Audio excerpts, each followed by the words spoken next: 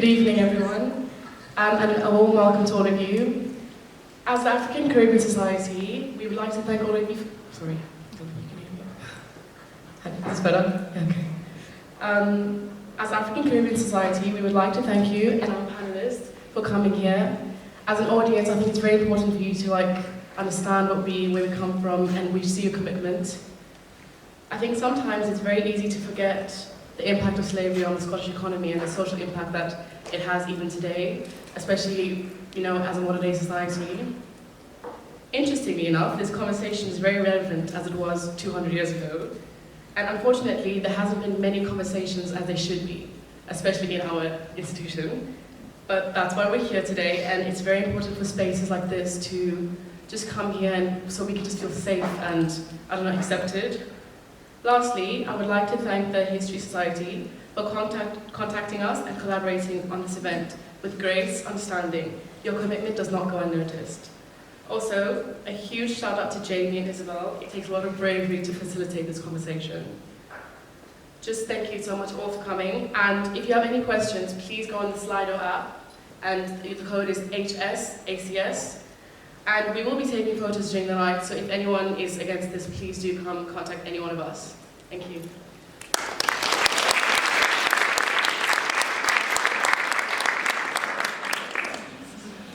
Okay, so thank you very much for that introduction. We're going to start just by briefly introducing ourselves as the chairs of this conversation. So I'm Isabel, I'm a fourth year history student. I've been a student of Professor Diana's for 2 years now.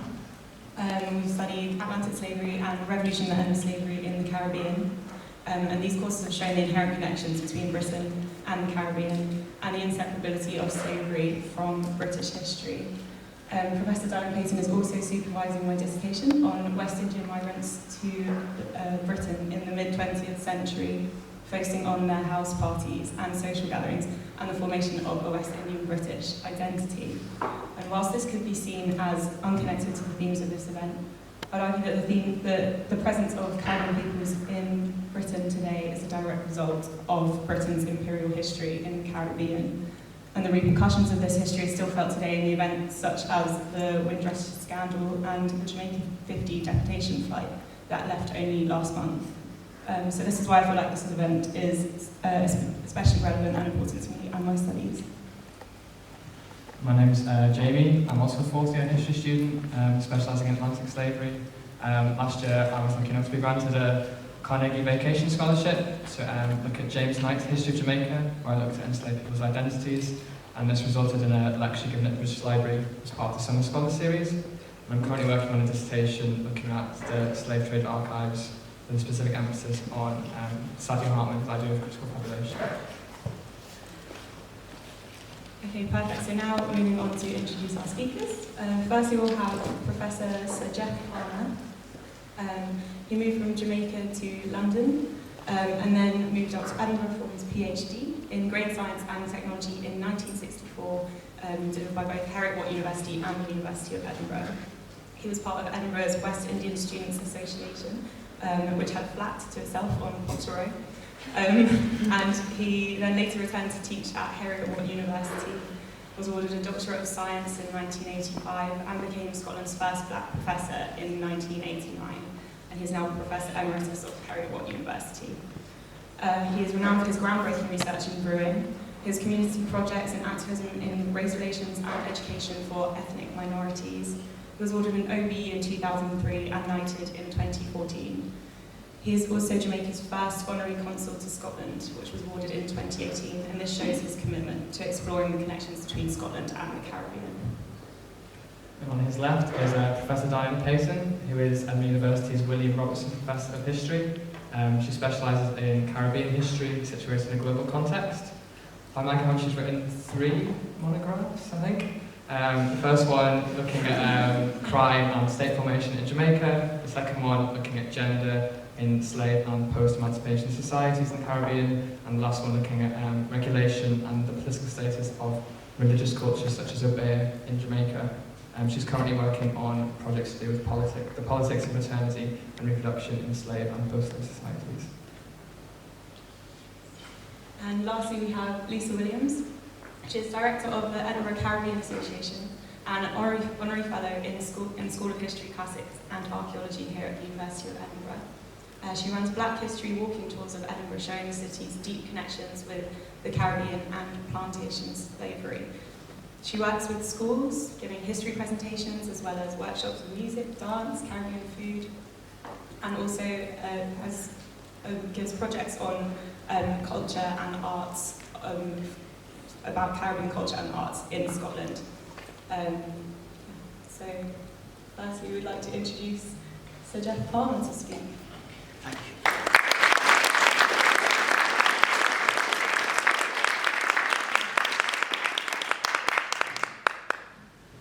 Well, thank you very much for inviting me here today. I live in Pennycook, so I just had to drive my car and pump it down the water. So I feel that I'm on old ground in that I was a student here in 1964, and I remember when I came in my first week, I went over to the doctor's pub. Is there a doctor's? Yeah. Yeah. And that was, in fact, it was called the Barbecue. It was a restaurant. And that is where the West Indian students actually congregated. And of course, when I arrived, I was a little different because I was a migrant from Haringey. And they'd all come over from the Caribbean on scholarships. And that, in a way, tells you something about the Caribbean. Because Edinburgh had students, Caribbean students, who were sort of middle class. But I myself is a migrant who arrived at Liverpool and then went to London and worked my way from London, from a secondary modern school, to here to do a PhD. And the reason why I came up here to do a PhD is because I failed an interview in London with one of the most famous politicians at the time in 1964. And at the interview, when I walked in, he said, "Why didn't I go back where I come from and grow bananas?" And I said, "It's extremely difficult to grow bananas in Haringey." And again, this is part of that history. In fact, this building is very familiar to me because this was the men's union. And women could not get in unless you were escorted. And when the West Indian band was playing, we used to stand out at the bottom there and escorting all the nurses in because they couldn't get into this building. So things change. Time changed things. And the important thing about us being here tonight, a group of students like you would not be here in 1964 to talk about slavery or race. You would not attend. In fact, it would not be convened. And if anybody attended, it would be 2 or 3. So things have changed, and awareness has changed about the history of slavery and its connection to race, because I believe that we can't change the past, but we can change the consequences of the past for the better. And one of the consequences of the past is racism. Racism about black people comes from slavery. Race has the negative connotations of slavery still today. Unreliable, lacking in intelligence, untrustworthiness. And the fact is that, where did that come from? Part of it came from a man sitting, a statue of Hume, sitting on our high street. And he was, in the 1750s, during the slavery, actually said quite clearly that black people are less intelligent than white people. And that gave a justification for enslavement.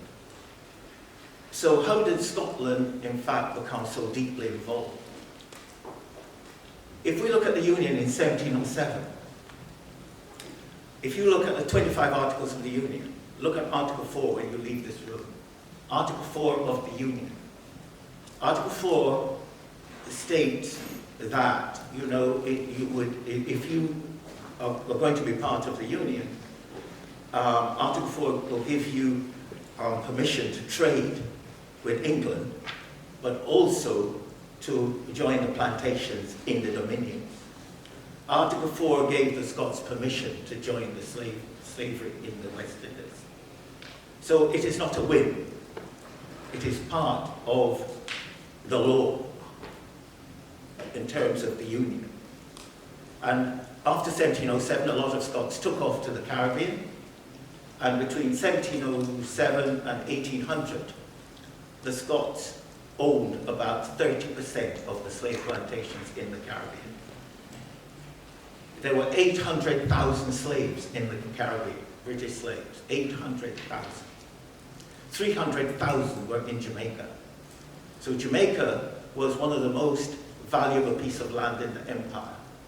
It had 300,000 slaves and was providing over 50% of the income from slavery to Britain during the period of time of slavery. So Jamaica's slavery had to be managed carefully. And just to give you an example of this, in 1782, the French decided they were going to take Jamaica. Because if they could take Jamaica in 1782, they would cut off a significant amount of the income, which Britain was actually gaining from slavery. And in 1782, Britain had to defend Jamaica. They had a choice. They were, they were losing America, but Jamaica in 1782 was more valuable than America. And 2 men were sent down to Jamaica to defend Jamaica. And if you go to most cities in Britain, including Edinburgh, the name of one of those admirals who defended Jamaica is a street name. Does anybody know the street name? It's Rodney Street.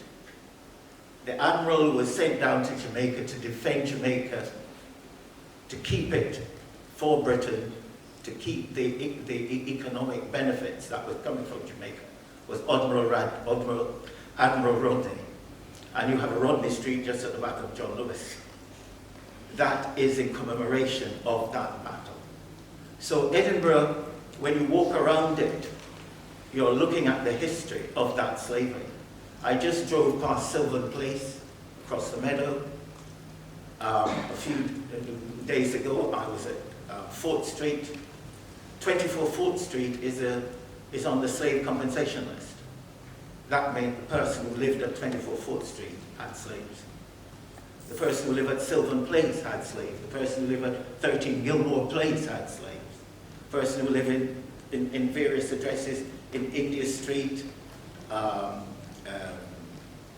I said, Gilmore Place, in York Place, Albany Street.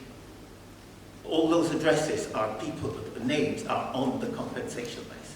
That means they own slaves. And these are just small slave owners. I'm not talking about like the Weatherburns, who were in Inverse Lodge, who went to Jamaica, came back, bought Inverse Lodge. And it, in fact, if you look at the families from that time, the Weatherburns, the Grants, the Oswalds of Oswald Street, they're all related because women of these families were used to keep the money in the family. So the Spears of Spearsworth are married to the Buchanans of Buchanan Street.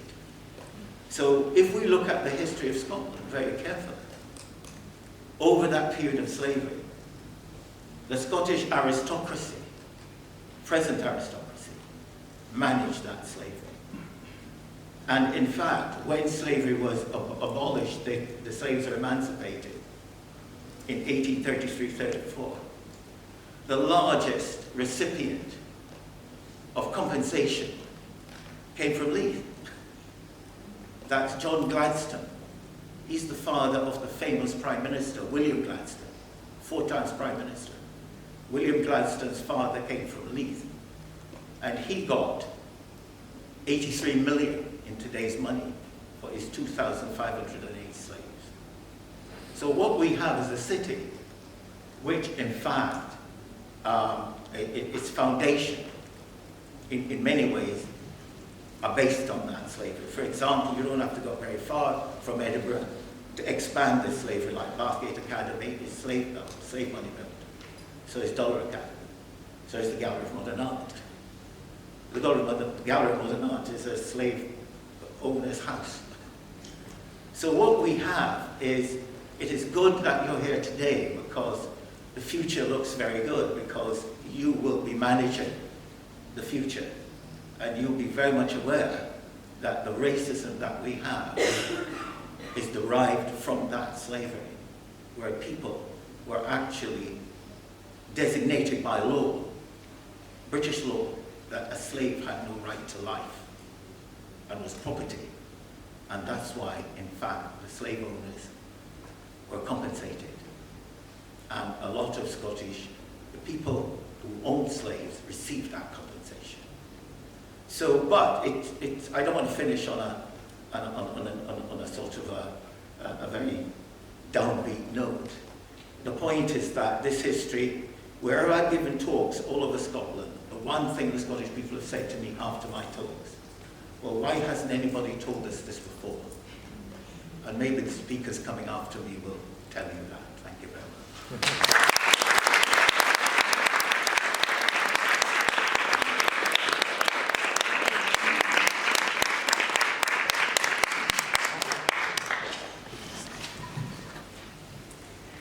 I'd like to start by thanking the History Society and the African Caribbean Society for organising